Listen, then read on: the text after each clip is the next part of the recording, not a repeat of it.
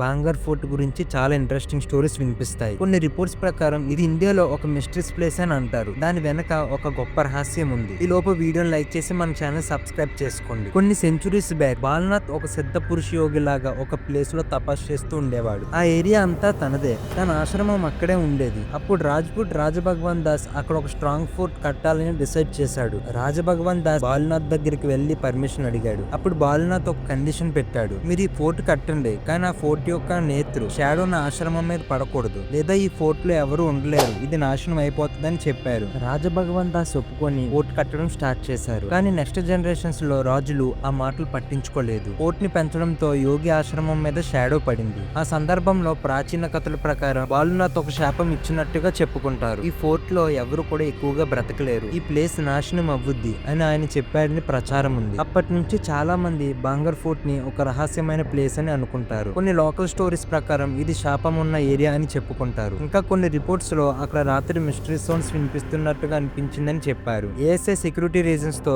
రాత్రి అక్కడ ఎవరు ఉండకూడదనే బోర్డు పెట్టింది. కానీ చాలా మంది ఇది హంటర్ ప్లేస్ అని కన్సిడర్ చేస్తారు.